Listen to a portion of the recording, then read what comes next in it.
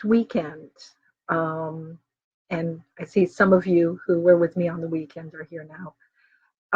I was doing teaching channeling and spoon bending, or I was channeling messages from the librarians of the Akasha, and then teaching spoon bending, which is really, spoon bending is the ultimate where you combine telekinesis and manifestation. So when you think about it, telekinesis allows you to redefine the laws of physical reality into the way that you want them to be for the moment. And manifestation is about allowing the desires of your heart to become the reality around you. So that's why I love spoon bending and teaching spoon bending, because that's helps you develop the techniques to create the reality that you want. And I feel this is especially relevant, especially following the messages that the Akashic Collective shared with us on Saturday. Excuse me. And I'll post the link to that here.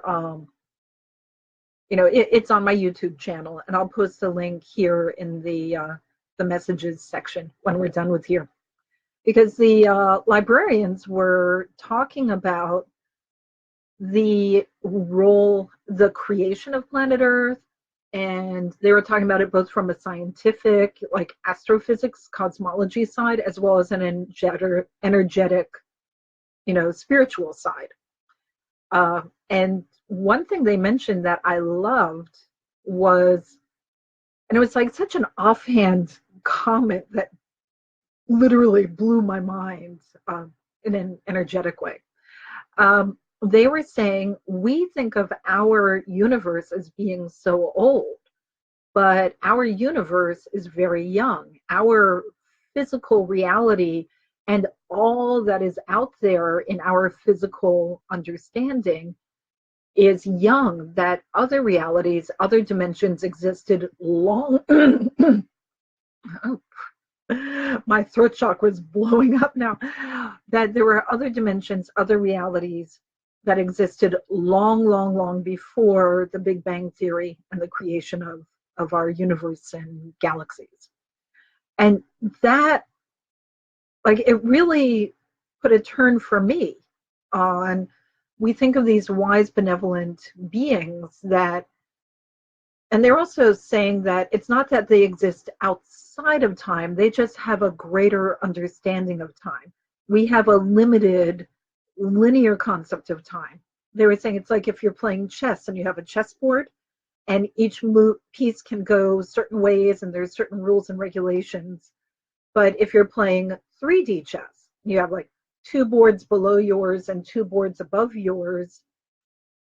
So that's like closer to how they see time versus the basic chessboard, how we see time. And especially since they're going through a lot of universes that were around before ours. So they've given us in our planet a sort of a simple, like the simplified, easy version of reality. And as we raise our vibration and become more connected with what they consider the true reality, our senses will expand. So they were saying, like, don't worry about understanding things so you can believe them. That's like saying, I will learn all of calculus before I believe math exists. They were like, believe, and then as you gain experience, the understanding follows. And that makes a lot of sense. Excuse me. That makes a lot of sense to me. And it sure takes away a lot of the fretting and, working things over and You know, it takes away a lot of the stress and anxiety of having to understand something before you can accept it.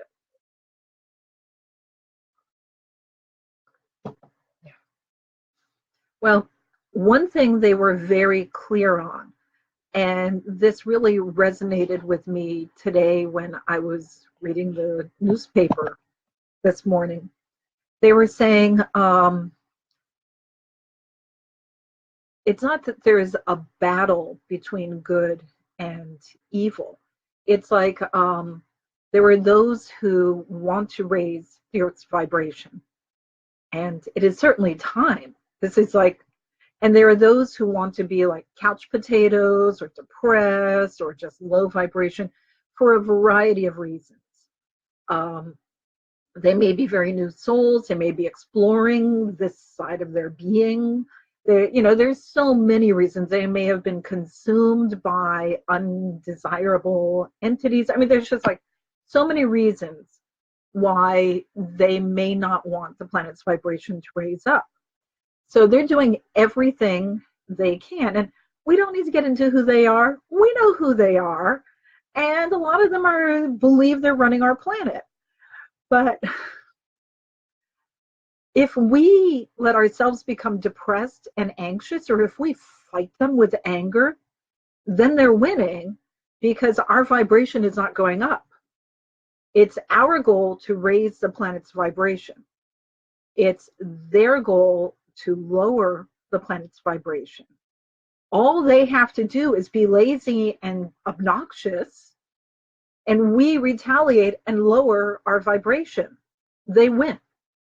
You can't fight them on their turf. You have to fight them with love. And when you have love flowing through your being, you are powerful, more powerful than they can be. Then you can connect with other people who are filled with love, and you stand up together, and there's this army of love. And an army of love is 1,000,000 times more powerful than an even bigger army of disarray, distress, whatever. So I'll put the link to the video where I was channeling the librarians, and they were talking about that, because, you know, even though the words are coming through me, I'm learning about it the same time you are, and I'm kind of out of it, so I have to go back and watch the video again to go, wow, I'm saying some good stuff there. So to give a few tips, though, they were saying, like, how can you keep your vibration up while having a positive impact?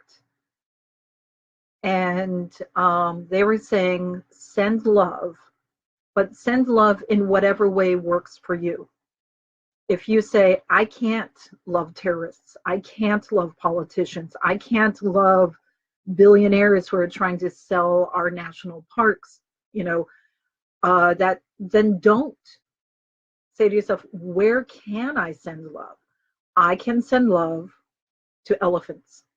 I can send love to the Tibetan monks. I can send love to children all around the world.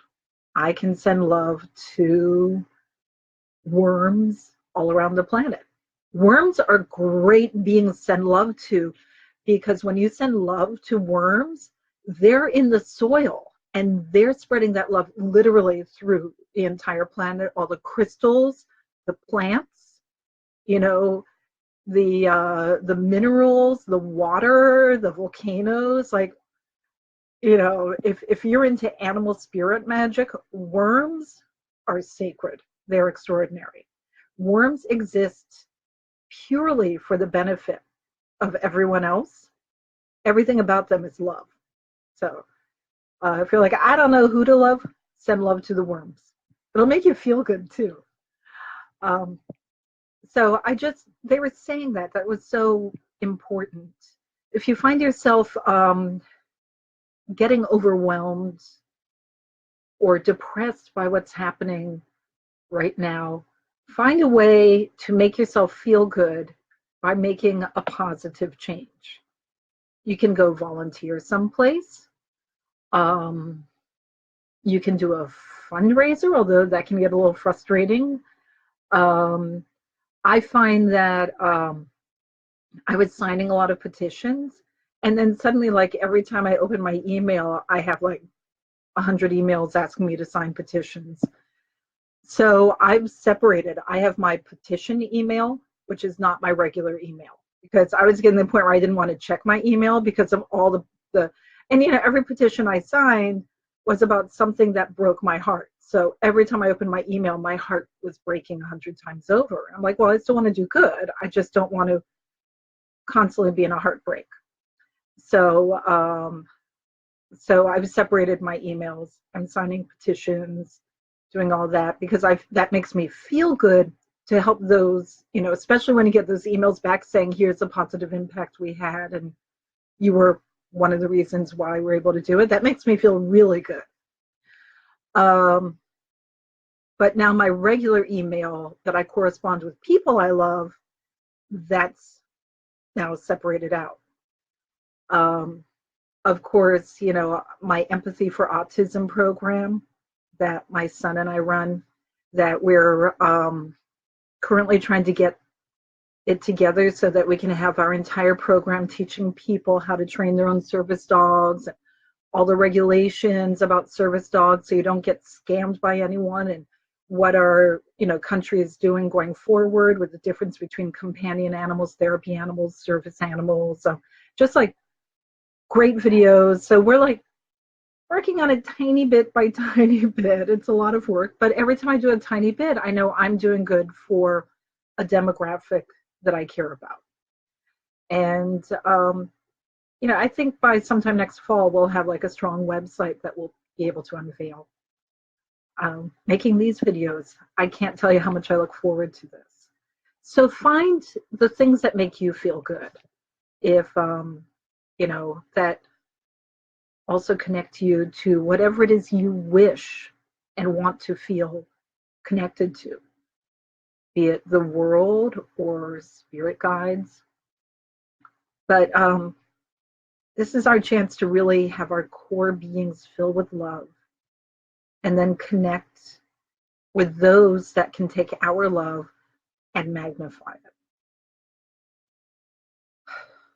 So, yeah, the guardians are really wise.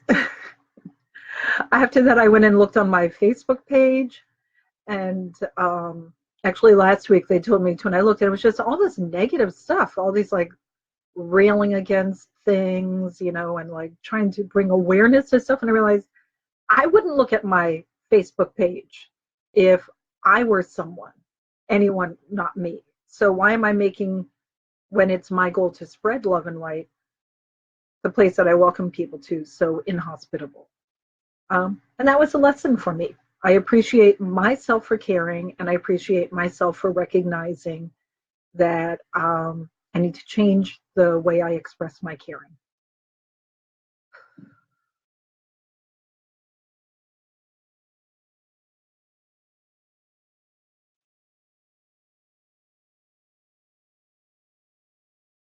They're like telling me something. I'm being really weird today. So they want me to share. The non-physical can be kind of weird. They want me to share with you that in our efforts to raise the planet's vibration, they want every single person, everyone who wishes to be filled with love, which should be everyone, that you must value yourself, which is easier said than done, right? So every time you look into yourself and you see something that you do not value, take the moment to share love with whatever in yourself you consider unvaluable, and either release it or embrace it. Here are some examples from me. So I've been chatting with my non-physical friends for this entire physical life. Those of you who know me know I was born with like full memory of my existence from when I was just a spark. And I thought that it was not valuable to be this connected because it made me seem weird. And it makes me an easy target for, thank you for all the hearts. Thank you for all the hearts rising up. It makes me an easy target for anyone who wants to deflate my persona. I can't tell you how many times people have walked up to me and said things like, you know, you're so happy all the time. Every time I see you, I just want to punch you in the face, or I just want to deflate you, or how dare you be happy when I'm so miserable. Like, there are people who, you know, and now I'm like, well, yeah, now I can deal with it. But when I was like 6, 7 years old, 12 years old, 20 years old, I didn't know how to deal with that because I was raised by, you know, a pretty awesome family who always encouraged me to be true to myself.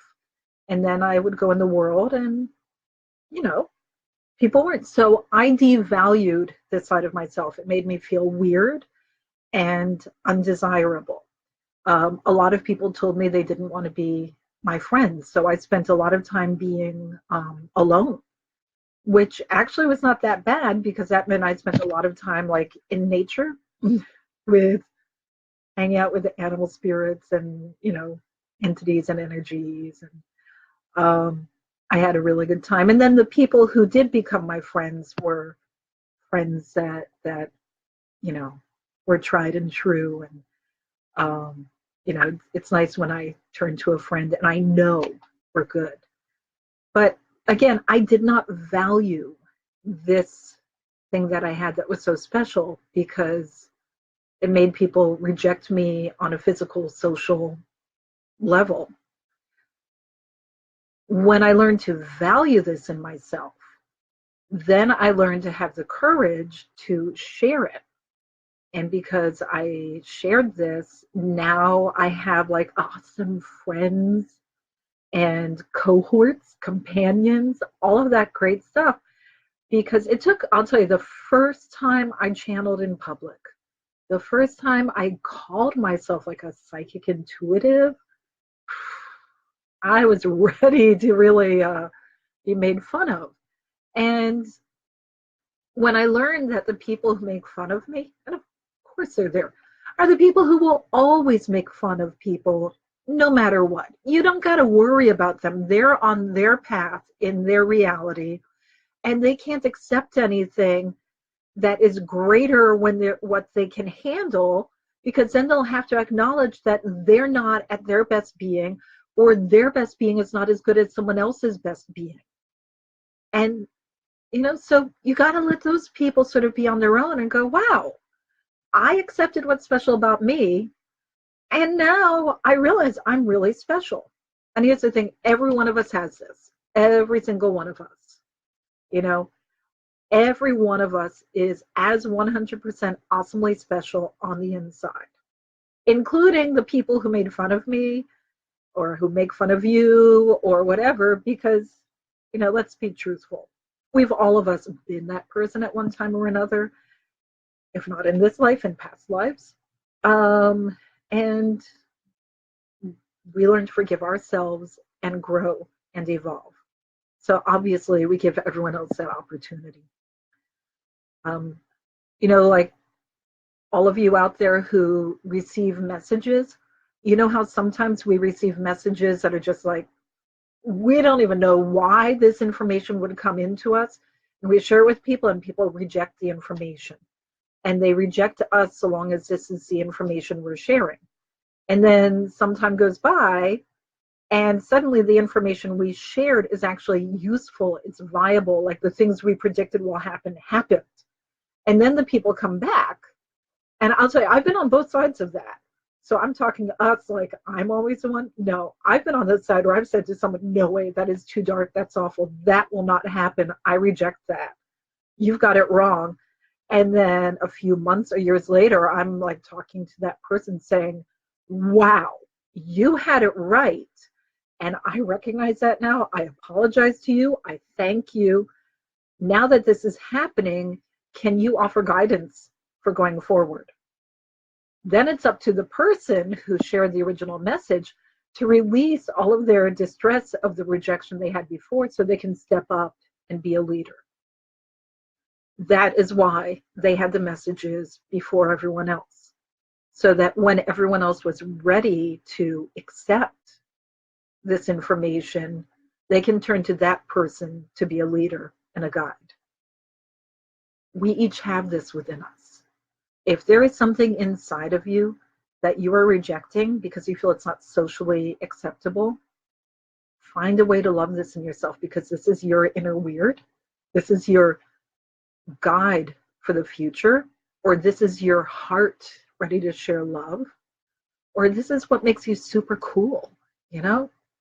And if it's you, this is something, if it's you that you chose for yourself when you came into life, you said, I'm going to go into life and I'm going to be this, and that. I'm going to look kind of like this. I'm going to act kind of like that. I'm going to have this immunity.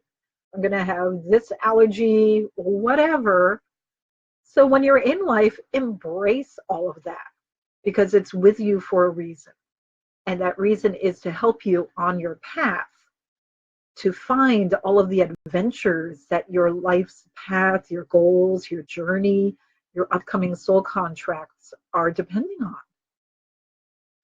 Now, if you look in yourself and there's things that are distressing because they're not part of you, but they're stuck in you, like words people have said that hurt, but they stuck, or beliefs that blocked you from meeting your reality. If someone said, oh, you can't do this, you're not good enough for that, or, you know, any of that that's stuck in you, or even things that are not about you, things like, oh, gravity exists, so therefore anything you pick up will fall down.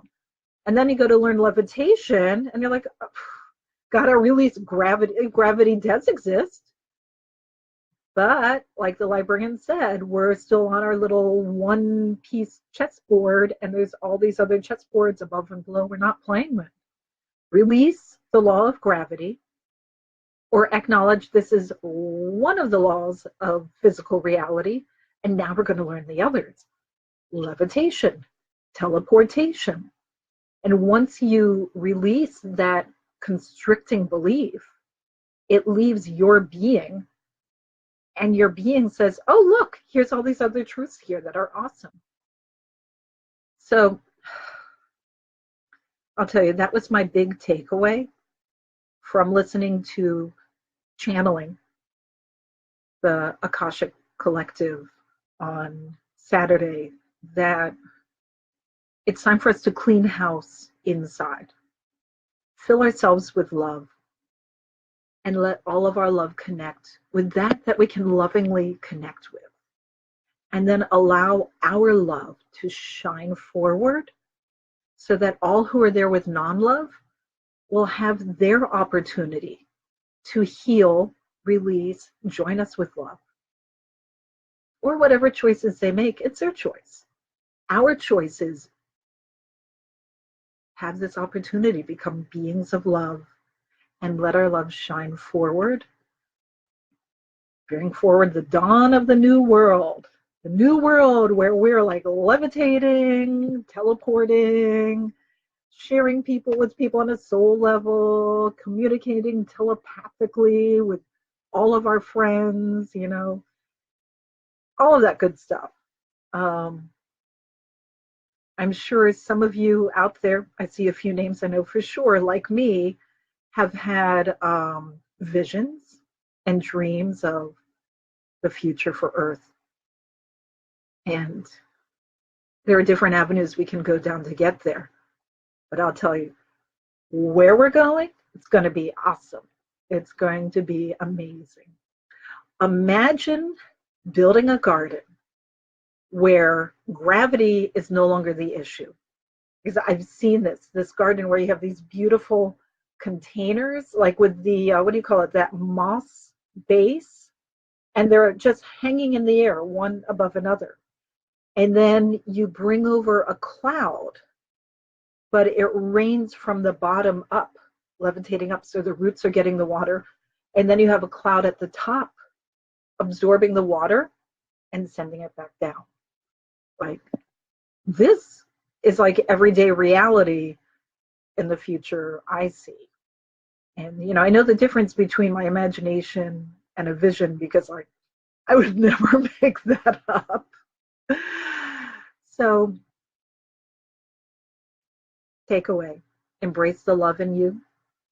Let your love shine forward. If you feel like your love is not shining forward, find the ways that you're comfortable letting your love shine. Don't force it. You can't force love. Just love where your heart leads you. Make sure you project some of that inward.